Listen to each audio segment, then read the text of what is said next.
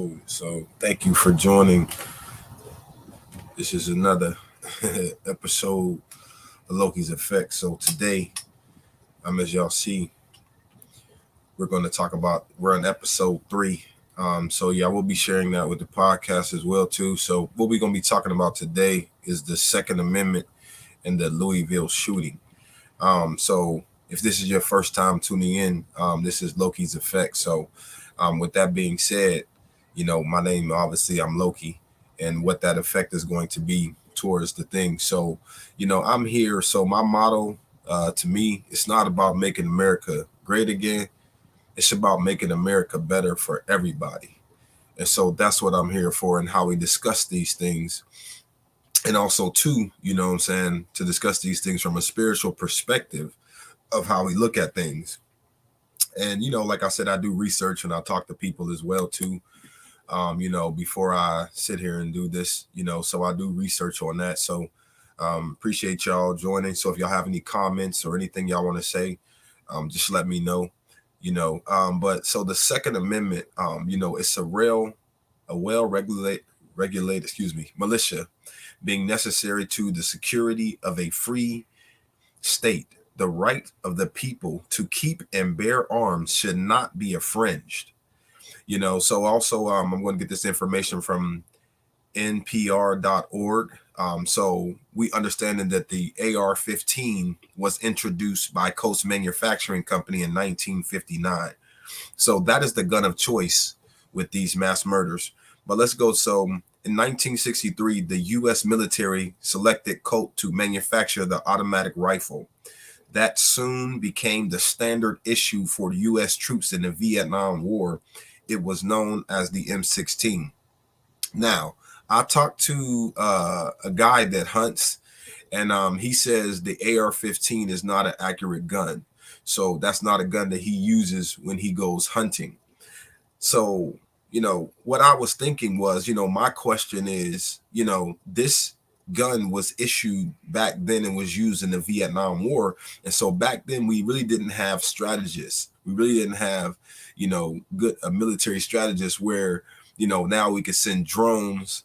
And are we talking about the Bill of Rights? No, we're talking about the Second Amendment. So that's what we're talking about right now. So back then, we didn't really have strategists as we have now, where pretty much it was just, they would just send a whole bunch of people and try to kill as many people as they can, so thank you. I appreciate that. So with that being said, I'm thinking, like, do we really need this gun nowadays? Because I'm looking at the fact that, to me, it seems like this gun will only be used if it was like a mob or something coming at you, so according to this report, it says these guns, well, they typically can be modified and everything like that, but it was used in the Las Vegas slaughter of 58 people, the Sutherland Springs, Texas church shooting that claimed 26 live, the Pulse nightclub shooting in Orlando, Florida, that left 49 dead in 2016, the San Bernardino, California shooting that killed 14 people in 2015.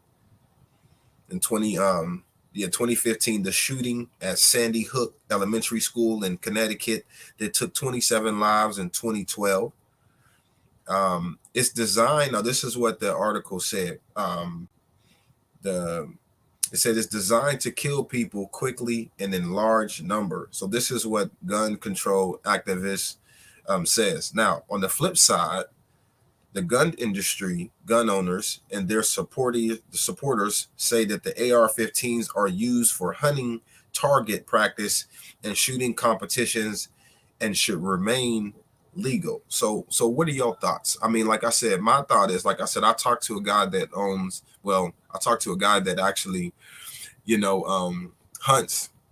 And he said that gun is not used. He doesn't use it because it's not an accurate gun. It's not a gun that you want to shoot to, like, shoot a deer, you know what I'm saying? So, but that's not a gun that's used for hunting. So, I'm thinking, like, well, first let me go to this. So a bump stop is a legal device. In many places, it can be added to a semi-automatic weapon to approximate an automatic rifle.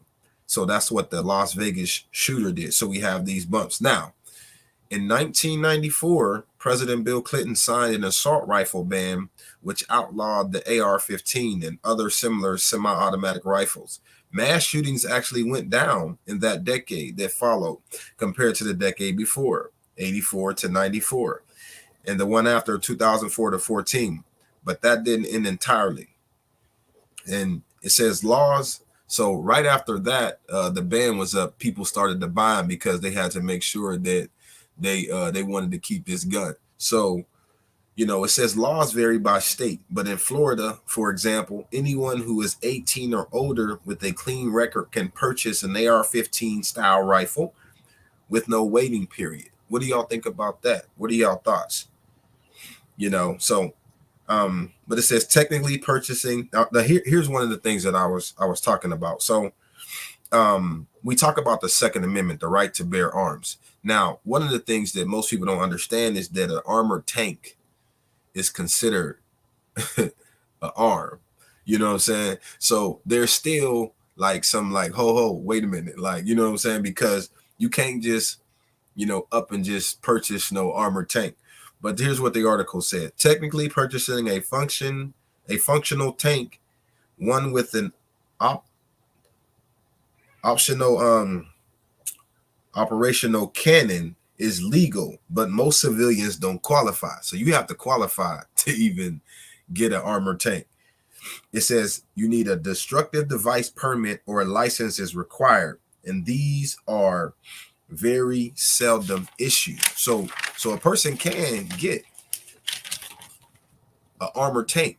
Now, we're gonna talk about somebody who has one, like Arnold Schwarzenegger. So when he was in the movies, he had one. But it's crazy because, like, it's, you know, statistics show it's like 600 gallons of gas to travel just 300 miles, you know, and there's certain states actually allow tank owners to drive their vehicles on public roadways, you know. But interesting enough, you know, I found a few states that this other article has said. So like ox hunting ranch in Uvalde, Texas.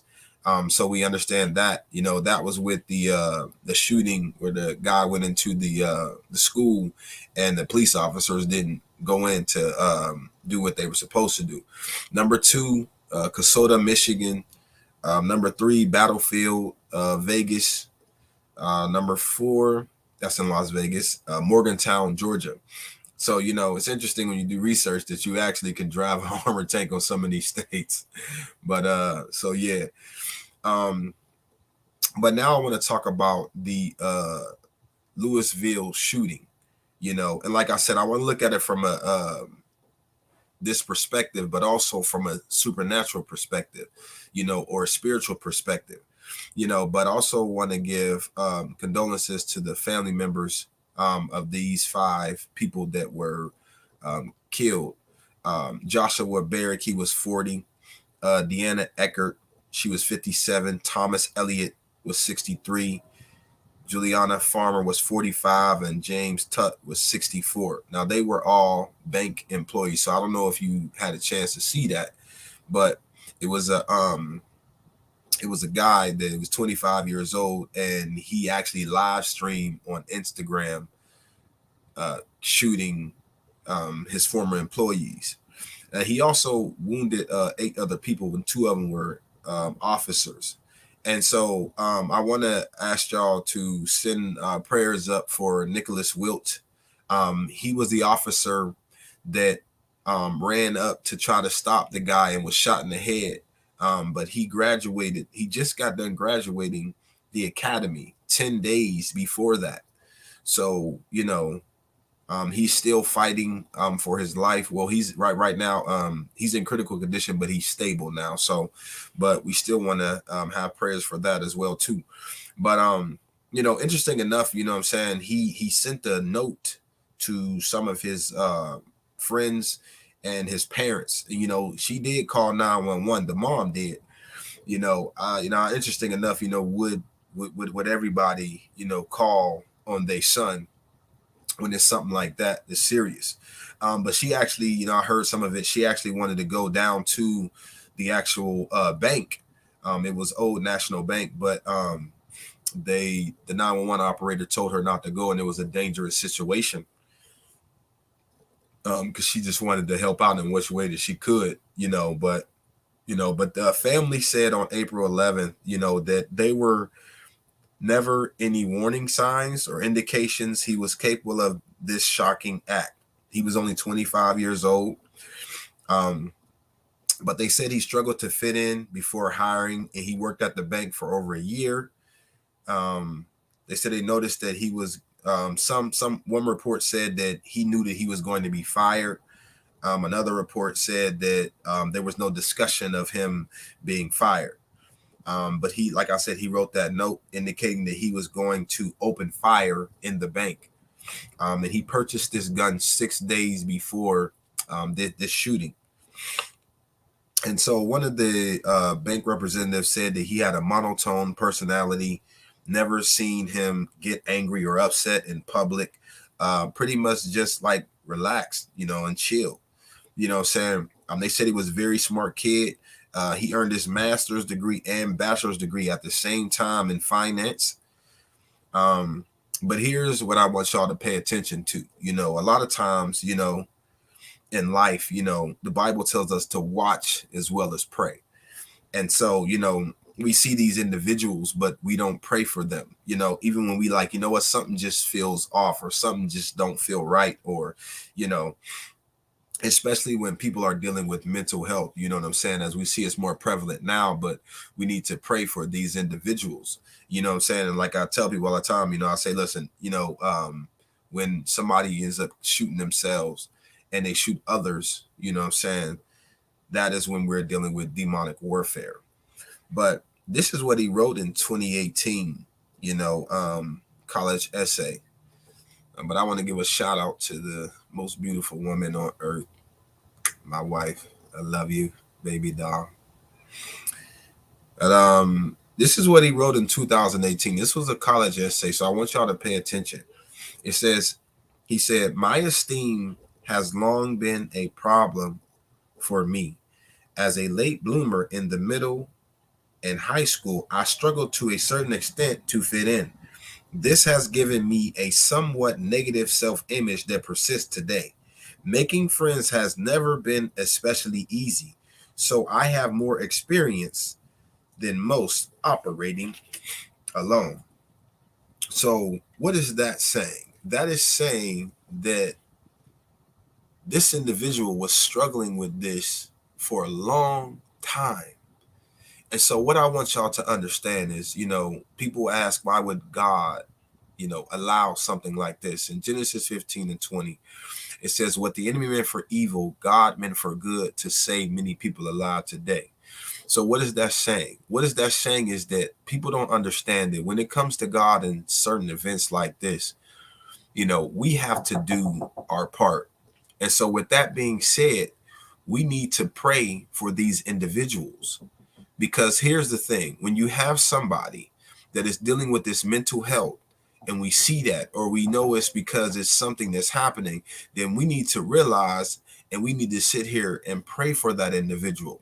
That's what we need to do. You know what I'm saying? When we say, oh, something just don't feel right, something feels off. You know what I'm saying? He's been struggling with this for a long time. And I mean, here's the thing, especially if they're young, please get them some help, get a certified counselor, so that they can, deal with that mental health, because, we have the opportunity, watch this, to sit here and change the world. See, people don't understand when it comes to God that, God is bound by his word. So anytime a demon or an unclean spirit is taken over, right, it's trying to manifest into something. So we always have time. Remember, like he said, he sent that note. Do y'all notice most people write these notes, or most people put this stuff on social media? I mean, he live streamed it, even write that note to his parents, and not saying because they know understandable, but something like that to pray. And she did the thing that she thought of, which was to call 911. And that was to stop her son from doing something. Now, obviously, she didn't call 911 for her son to die, but, she didn't know what else to do. But imagine if we prayed for these individuals. Imagine if we prayed for these individuals, watch this, even on social media, because we see some of this stuff. We see some of this stuff about these postings. I mean, we even see, a lot of this stuff of what people are saying, and people that's dealing with this mental health, because it's just real serious. And we need, what I'm saying, that if you have, children, what I'm saying, please, what I'm saying, like get them some help, what I'm saying, like get a certified counselor that can deal with that, like I am one as well. So I have helped people that has been dealing with a lot of mental health issues and things of that nature, what I'm saying? Because if you look at this case and from studying it, there's definitely some unforgiveness, what I'm saying, whether he was getting fired or not, or something like that. But to just, go ahead and kill, these individuals, these family members, you know what I'm saying? And that's hard because, they're not going to see their loved ones anymore. And it wasn't like they did something egregious, but he suffered with that self-esteem.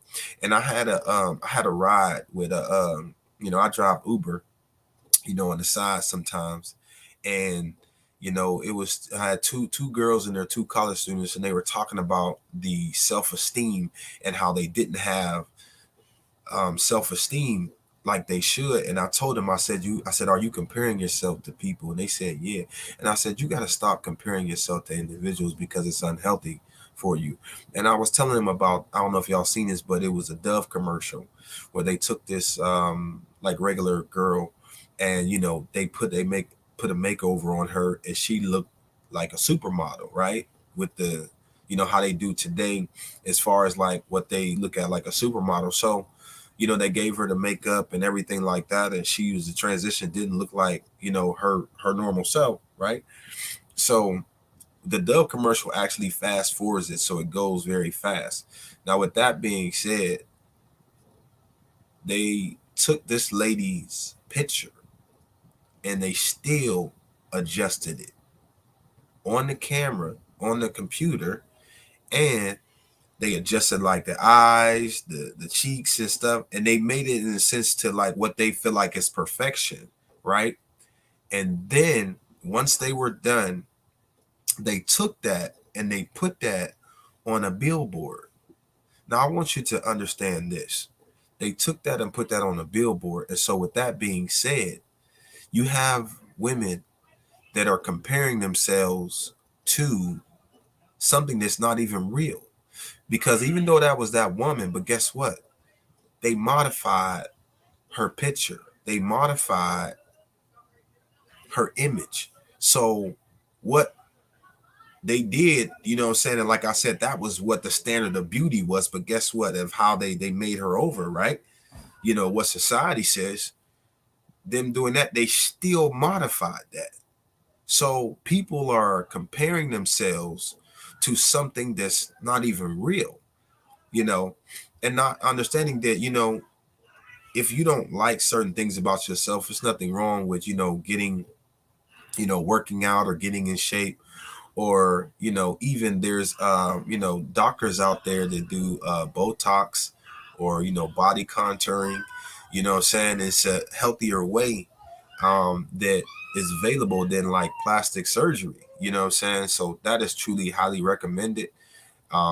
If you are interested, what I'm saying, Dr. Dream Body on TikTok, she is highly recommended by me, and she's my wife, so I'm gonna say that. So, but also you can go follow her on TikTok. So, with that being said, I was telling them girls, I said, you got to stop comparing yourself, because our minds are so powerful. We will find somebody that is better than us, or we will find somebody that look better than us according to what we think, and like, what, that's the standard of beauty, or what I'm saying.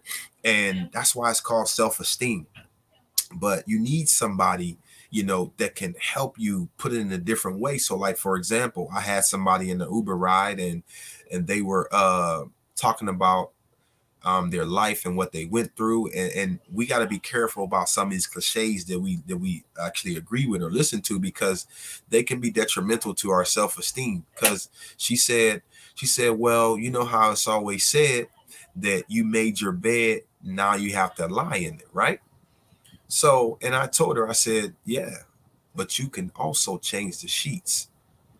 And she caught that revelation. And see, I didn't change her situation. I didn't change her past. I just changed her perspective. And so, with that being said, you know,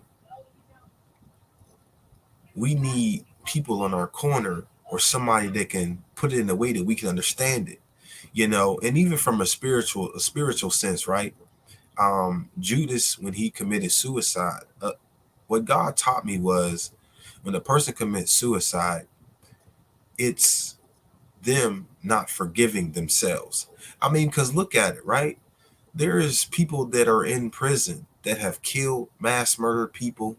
They don't kill themselves, and they know what they did was wrong, but they still live their life. Some of them may try to, you know, go for parole, and many of them are denied. But what are we going to do? So, like I said, with that, I'm going to be more frequent with these episodes and things. And so, if there's things that you want me to talk about, let me know. What I will be doing coming up is I will be interviewing some people, and then we will be talking about what they do. And so I want to use my podcast, my platform, to promote other people. And so that's what I'm going to be doing. To help people out there. I think we should help people as well. I know some people say we don't like to say small business, but just to help other individuals so that they can get their self out there and stuff like that, any way I can and stuff. And so that's what I want to do. Also, I'm going to be looking for individuals that I can interview in a sense. And if you come on live and tell me your story, you can be my guest.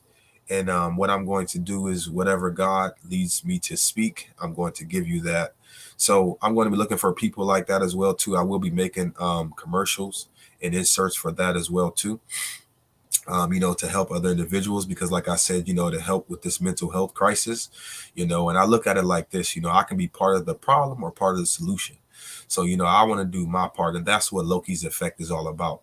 Saying the effect that God is going to do when he places me in a person's life.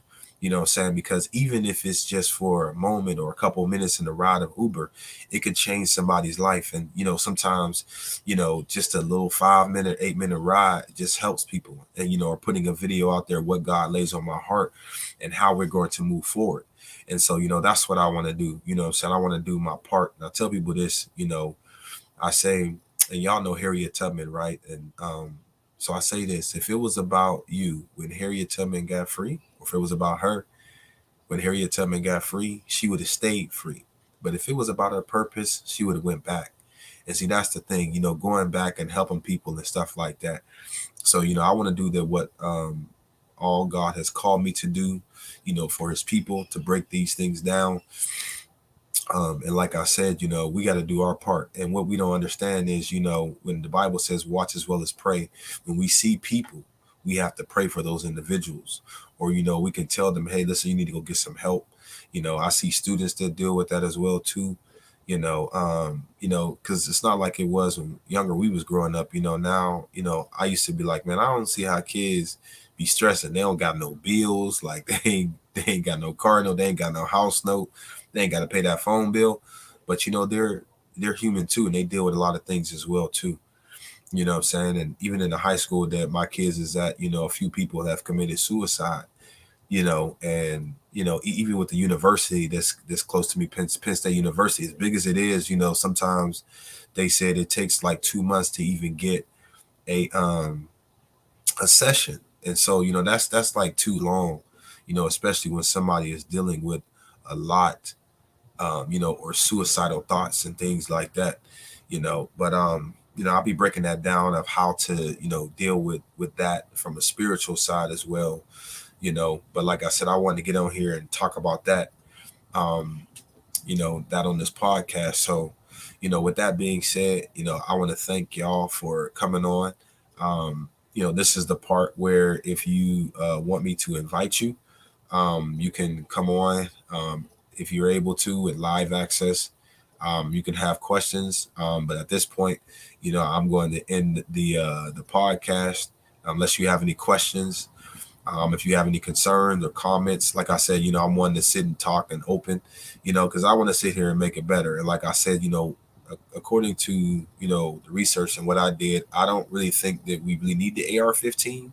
I mean, I think it was used for military purposes. And so if we need it for military purposes, that's one thing. But I don't think that regular civilians should have it. Like I said, if it was like a mob or something coming at somebody, that would probably be a reason I can see why I have it. But, having the right to bear arms, I think should still be there. I'm not an extremist where it's just like, oh, just get rid of all the guns or whatever. I just feel like we don't need that gun, so that's something that I look at, like I said, and if you, have any thoughts, like I said, I'm open to sit here and talk about this. I think we need to address these issues. And so I'm going to be addressing other issues as well, too. We're going to be talking about, officers that don't do what they're supposed to do. And we're going to talk about how, that we can make this better for everybody. How do we restore the relationship between the police and the civilians, or the police and certain civilians? So that's what we're going to be discussing, and that's what we're going to be talking about. So, be looking forward and be looking out. Like I said, I'm going to be posting some things, concerning that, about, like I said, the police and whatever it is, and, even our country. So I want to be talking about those things. And like I said, we need, better. Like I said, the motto is, it's not about making America great again. It's about making America better for everybody. And that's what we need. You know what I'm saying? That's what we need, So, and like I said, I'm going to be on here. I thank y'all for watching and tuning in. Like I said, if y'all have any questions, let me know. This is the part I will be, stopping the podcast right now. So I thank y'all for all my followers. Thank y'all for my subscribers. Be looking out. Like I said, these episodes are going to come more frequent. I thank you for being patient. While that time, there were some things that happen and life happens, but you have to do what needs to be done. So I appreciate y'all. Thank y'all, and God bless.